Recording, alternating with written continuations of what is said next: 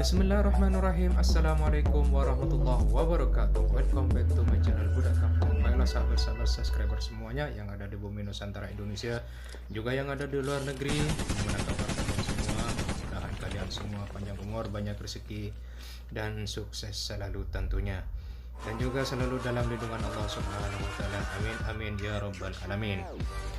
Sebelum saya melanjuti video ini, ada baiknya kalian semua silakan tekan tombol subscribe, like, comment, and share ke media sosial Anda, dan tekan tombol loncengnya agar tidak ketinggalan video-video terbaru dari saya. Baiklah sahabat-sahabat subscriber semuanya, marilah kita lanjutin video berikut ini. Jabal Rahmah, jika dilihat secara kasat mata, Jabal Rahmah hanyalah tugu beton persegi 4 setinggi 8 meter. Namun lebih dari itu, di bukit ketinggian 70 meter ini telah menjadi 3 peristiwa mahadasat. Bukit kasih sayang, demikian biasa orang menyebutnya, menjadi saksi 3 peristiwa penting bagi peradaban Islam. Di puncak Jabal Rahmah dikisahkan bahwa tugu tersebut menjadi momentum pertemuan Nabi Adam dan Siti Hawa, keyakinan Nabi Ibrahim, dan wahyu terakhir Nabi Muhammad SAW. Selain itu, apa aja dalam peristiwa tersebut berikut perinciannya.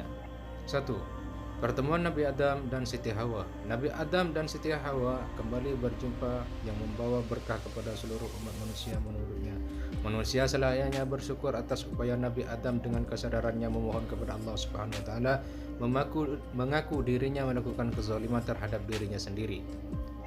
Nabi dengan doanya, "Ya Tuhan, sesungguhnya aku berlindung kepadamu dari sesuatu yang aku tidak mengetahui hakikatnya, dan sekiranya tidak engkau ampuni dan belas kasih, niscaya aku termasuk orang-orang yang merugi.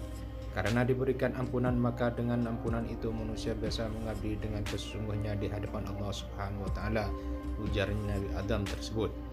Guru besar Universitas Sunan Ampel adalah puncak kesadaran yang melakukan pelanggaran itu adalah atas kehendak nafsunya, bukan karena Allah Subhanahu wa taala. Oleh sebab itu, manusia harus berupaya untuk kembali kepada Allah Subhanahu wa taala untuk mengakui beberapa kesalahan yang telah dilakukan. Itu yang harus ditanamkan seluruh manusia, ujarnya. 2. Mimpi Nabi Ibrahim. Di balik perintah berkorban, ada sebuah kisah Nabi Ibrahim yang membuktikan kegelisahannya Nabi Ibrahim. Beliau beberapa kali bermimpi sebelumnya menyembelih anaknya Nabi Ismail. Kala itu dia masih mencari tahu apakah mimpi itu godaan atau tidak. Nah, sadarnya kalau itu betul mimpi Allah Subhanahu wa taala di Jabal Rahmah. Kemudian Nabi Ibrahim digoda setan di Jamarat yang kini menjadi tempat pelemparan batu. Yang ketiga, wahyu terakhir Nabi Muhammad SAW. Di Jabal Rahmah, Nabi Muhammad SAW pernah memberikan dakwah yang menjelaskan kesempurnaan agama. Kabar tersebut disambut gembira oleh kaum muslimin, namun tidak dengan Umar bin Khattab dan Sayyidina Abu Bakar. Keduanya justru menangis karena berfirasat akan ditinggalkan oleh Allah Rasulullah SAW. Kala itu Nabi Muhammad menyampaikan surat An-Nas, "Apabila telah datang pertolongan, Allah akan kemenangan, dan kamu lihat manusia masuk agama Allah dengan berbondong-bondong, maka bertasbihlah dengan memuji Tuhanmu dan mohonlah ampunan kepadanya, sesungguhnya Dia adalah Maha Penerima Taubat." Secara umum, pesan Rasulullah SAW, hal yang perlu dilakukan pertama kali oleh manusia adalah bertasbih, meminta pengampunan atas dosa dan kekurangan, karena manusia sudah diberikan nikmat tetapi baru sedikit yang disyukuri. Manusia wajib minta ampun kepada Allah Subhanahu wa taala. Dalam Al-Quran surat At-Taha disebutkan Adam dan Hawa diusir dari surga karena telah melanggar ketentuan Allah, yakni jangan memakan buah khaldi. Tindakan Adam dan Hawa itu pun akibatnya keduanya terpedaya bujuk rayu iblis. Makhluk terkutuk itu telah membisikkan pikiran jahat kepada mereka dengan berkata, "Hai Adam, maukah saya tunjukkan padamu pohon khuldi dan kerajaan yang tidak akan binasa?" Quran surat At-Taha ayat 120. Dalam An-Nihaya fi Gharib Al-Hadith karya Abu Sa'adat Ibnu Athir disebutkan, Adam awalnya menolak mengikuti bujukan iblis, namun ada desakan dari Hawa hingga manusia pertama itu pun akhirnya ikut memakan buah tersebut. Apa yang terjadi setelah keduanya terusir dari surga? Yang jelas mereka akhirnya diturunkan ke bumi Namun di manakah lokasi persisnya mereka diturunkan sehingga bertemu kembali? Soal itu tidak dijelaskan di dalam Al-Quran maupun hadis. Namun sebagian ulama sepakat keduanya telah diturunkan secara terpisah dari surga kemudian bertemu di Jabal Rahmah, Arafah, Jazirah Arab. Al-Imam Al-Tabari dalam takhrijnya menjelaskan keterangan dari Abdullah bin Abbas bin Abdul Muttalib. Ia mengatakan Adam diturunkan dari surga ke bumi di negeri India. Abu Soleh meriwayatkan juga dari Ibnu Abbas, Hawa diturunkan di Jeddah yang masih bagian dari Hijaz. Kata Jeddah itu sendiri berasal dari bahasa Arab yang berarti perempuan tua. Riwayat lain menyebutkan Adam diturunkan di Bukit Safa sedangkan Hawa di Bukit Marwah.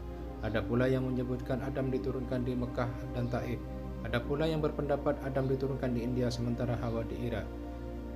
Betapapun sebagian ulama berselisih pendapat tentang lokasi diturunkan Adam dan Hawa, kebanyakan mereka sepakat keduanya insan pertama itu akhirnya ketemu kembali di Jabal Rahmah.